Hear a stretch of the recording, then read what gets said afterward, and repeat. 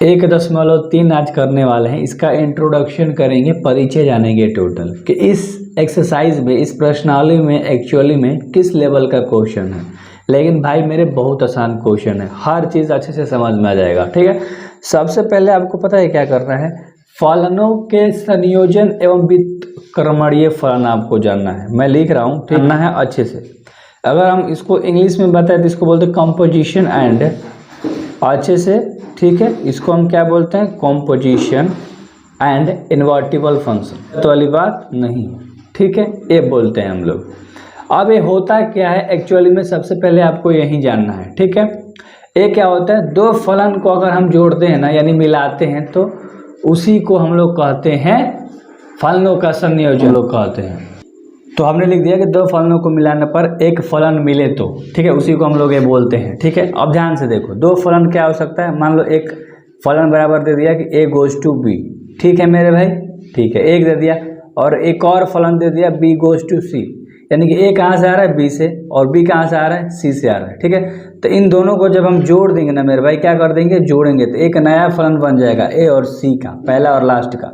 ठीक है, इस तरह से क्या बन जाएगा, a गोज टू c, एक नया फलन कोई भी आएगा तो उसी को हम लोग बोलते हैं। समझ में आ गया ना, क्या बोलते हैं, फलनों का संयोजन। ठीक है, समझ में आ गया ना, व्युत्क्रमणीय फलन क्या होता है वो आगे हम लोग जान लेंगे। ठीक है, तो दो संयोजन कर रहे हैं, फलनों का संयोजन, तो दो फलन को हम लोग मिलाते हैं तो एक नया फलन बनता है, जैसे इसमें हमने एग्जाम्पल दिया है।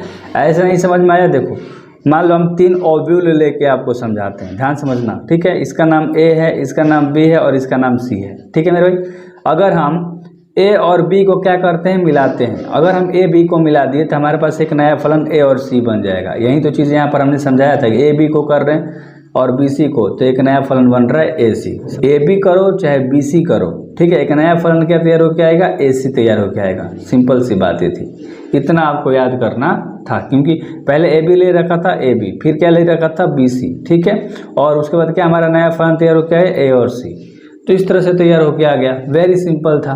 ठीक है, अब देखो इसमें क्या करना होता है, मान लो हम दो फलन लेते हैं, एगो fx लेते हैं और एक क्या लेते हैं, gx लेते हैं। ठीक है, दो हमने फलन ले लिया, क्योंकि दो ही फलन को तो जोड़ना है ना मेरे भाई, फलनों के संयोजन पूछ रहा है तो समझना है आपको बेसिक तरीके से। fx का मतलब क्या होता है, ध्यान से समझना, और gx क्या होता है।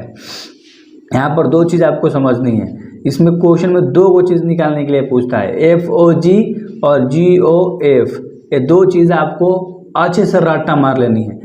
f ऑफ g का मतलब होता है इस g को f में हम लोग रखते हैं, समझ में आ गया, यानी कि f ऑफ gx, ये आपको समझना था। ठीक है, GOF क्या होता है, f के फंक्शंस को, यानी कि f के फलन को g में रखना होता है, तो g ऑफ fx।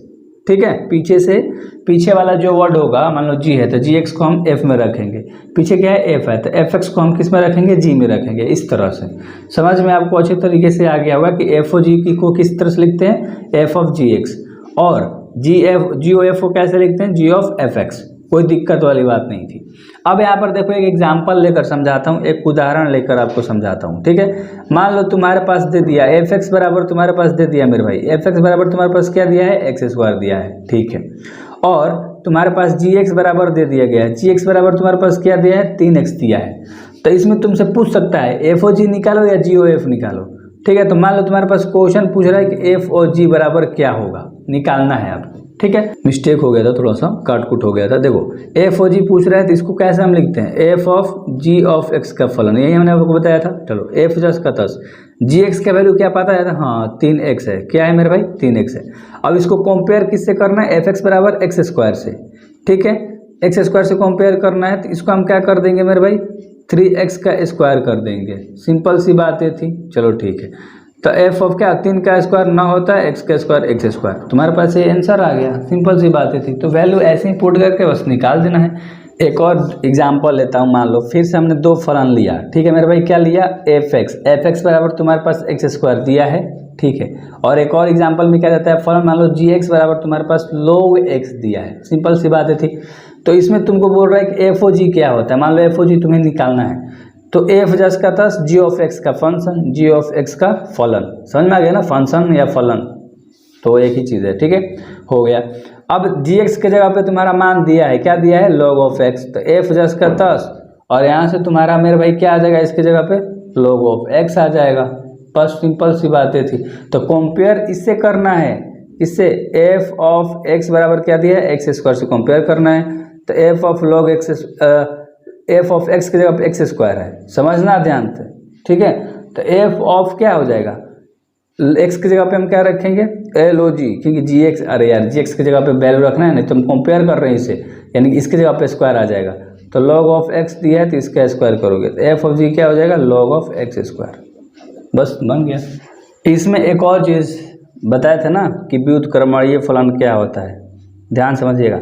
व्युत्क्रमणीय, अरे यार व्युत्क्रमणीय फलन ए क्या होता है मेरे भाई, ध्यान से समझना, ठीक है। मान लो फंक्शन ऑफ तुम्हारे पास क्या है, ए गोज टू बी है, ठीक है। ए को हम क्या बोलते हैं, प्रांत, ये भी याद रखना, और बी को हम लोग क्या बोलते हैं, स्वप्रांत।